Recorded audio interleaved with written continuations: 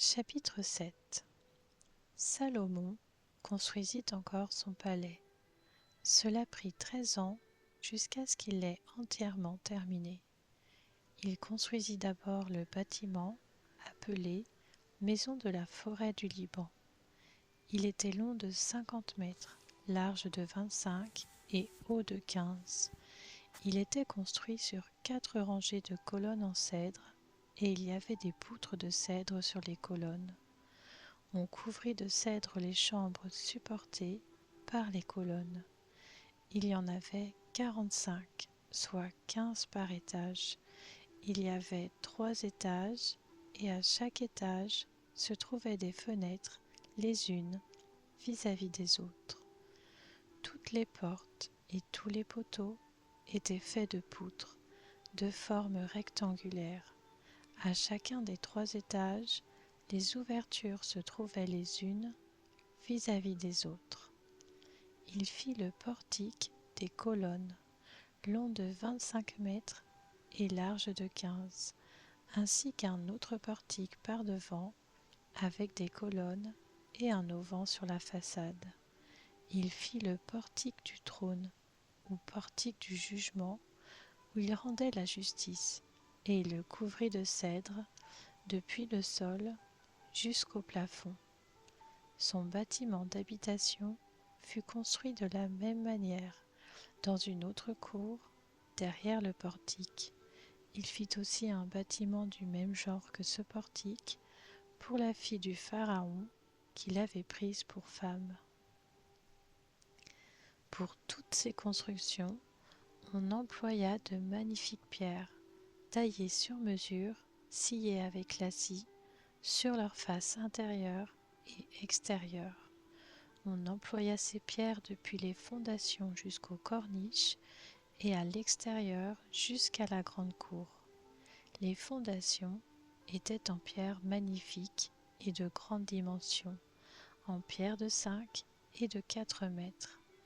Au-dessus, il y avait encore de magnifiques pierres taillées sur mesure et du cèdre. Tout autour de la grande cour, il y avait 3 rangées de pierres de taille et une rangée de poutres de cèdre, comme pour le parvis intérieur et le portique de la maison de l'Éternel.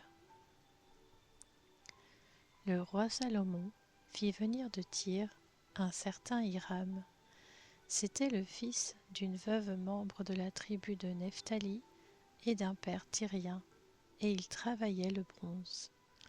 Hiram était rempli de sagesse, d'intelligence et de savoir-faire pour fabriquer toutes sortes d'objets en bronze. Il arriva auprès du roi Salomon et il réalisa tous ses travaux. Il fit les 2 colonnes de bronze.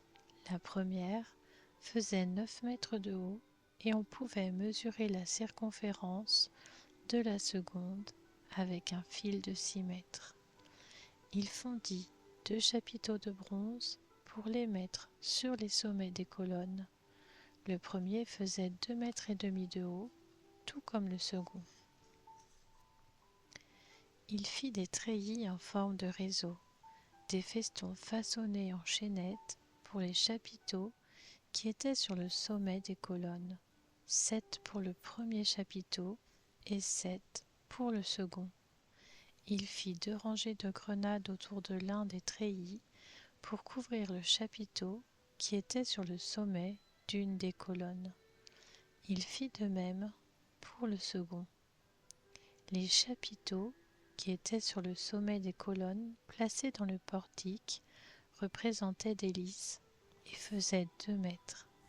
Les chapiteaux placés sur les 2 colonnes étaient entourés de 200 grenades en haut, près du renflement qui dépassait le treillis. Il y avait aussi 200 grenades rangées autour du second chapiteau. Il dressa les colonnes dans le portique du temple. Il dressa la colonne de droite et l'appela Jachin, puis il dressa la colonne de gauche et l'appela Boaz.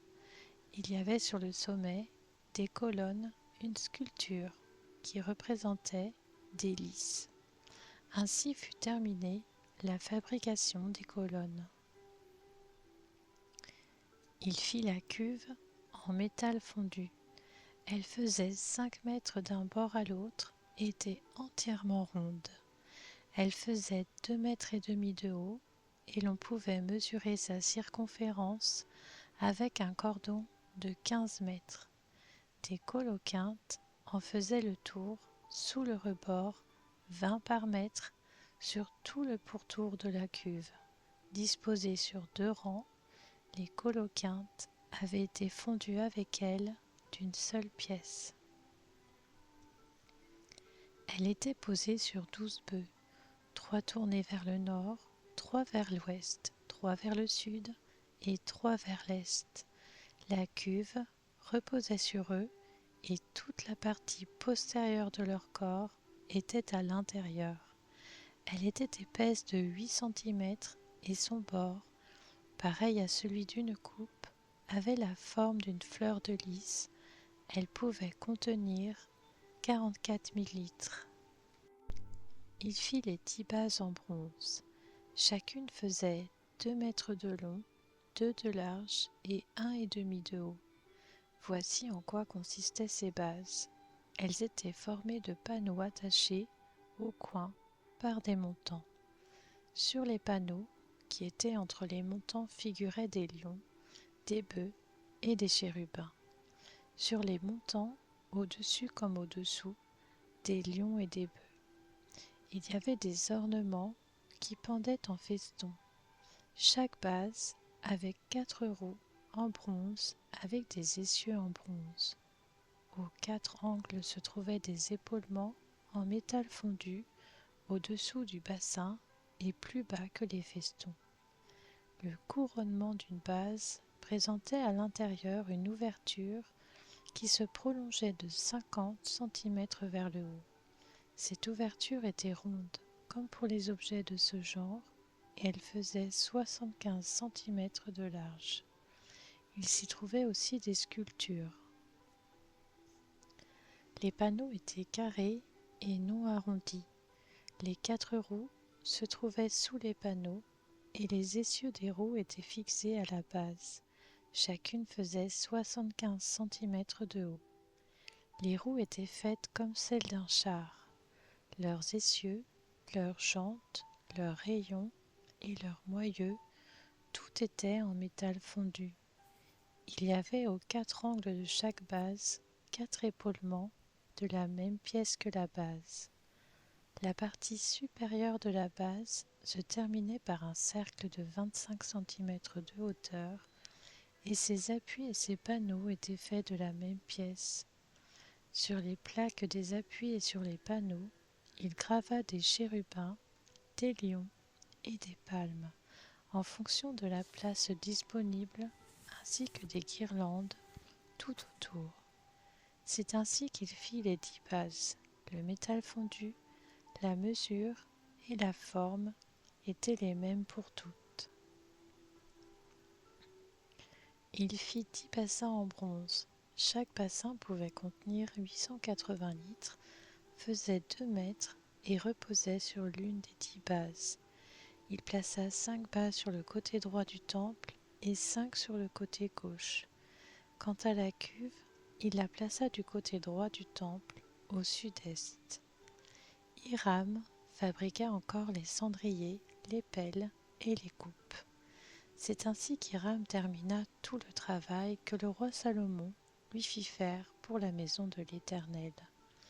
2 colonnes, avec les 2 chapiteaux et leurs bourrelets sur le sommet des colonnes, les 2 treillis pour couvrir les 2 bourrelets des chapiteaux sur le sommet des colonnes, les 400 grenades pour les 2 treillis, 2 rangées de grenades par treillis pour couvrir les 2 bourrelets des chapiteaux sur le sommet des colonnes, les 10 bases avec les 10 bassins qui vont dessus, la cuve et les 12 bœufs qui vont sous la cuve, les cendriers, les pelles et les coupes. Tous ces ustensiles que le roi Salomon fit faire à Hiram pour la maison de l'Éternel étaient en bronze poli. Le roi les fit fondre dans la plaine du Jourdain, dans un sol argileux, entre Sukkot et Tsartan.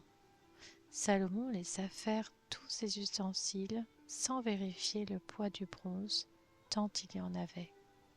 Salomon fit encore tous les autres ustensiles pour la maison de l'Éternel, l'autel en or, la table en or sur laquelle on mettait les pains consacrés, les chandeliers en or pur, 5 à droite et 5 à gauche, devant le sanctuaire, avec les fleurs, les lampes et les mouchettes d'or, les bassins, les couteaux, les coupes, les tasses et les brûle-parfums en or pur, les gonzes en or pour la porte située à l'intérieur du temple, à l'entrée du lieu très saint, et pour la porte de la salle située à l'entrée du temple.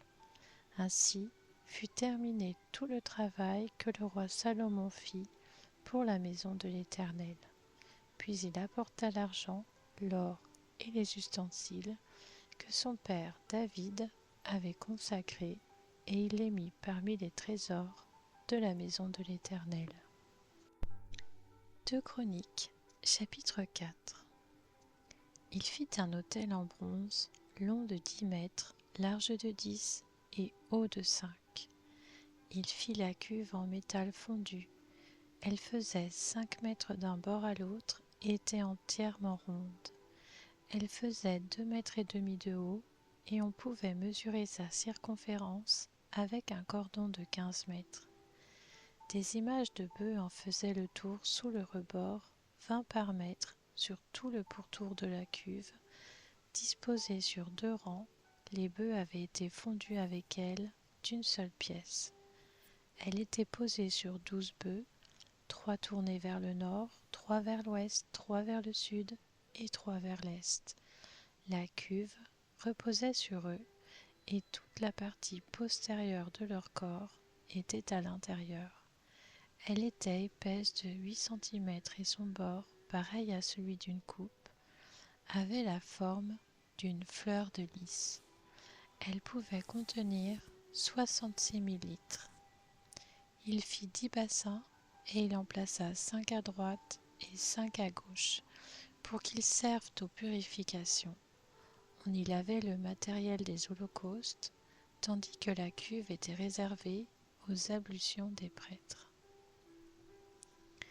Il fabriqua 10 chandeliers en or d'après les règles établies et il les plaça dans le temple, 5 à droite et 5 à gauche.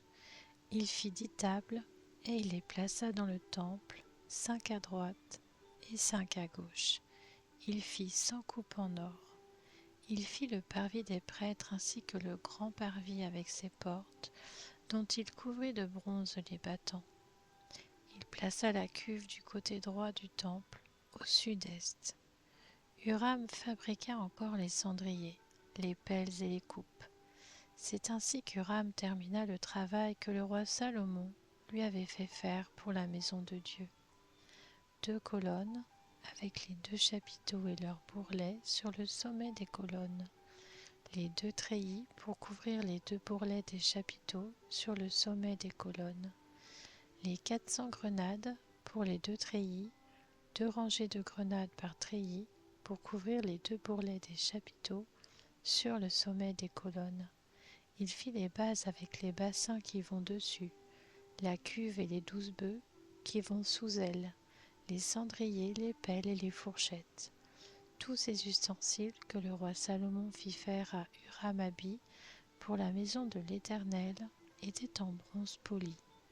Le roi les fit fondre dans la plaine du Jourdain, dans un sol argileux, entre Sukkot et Tséréda.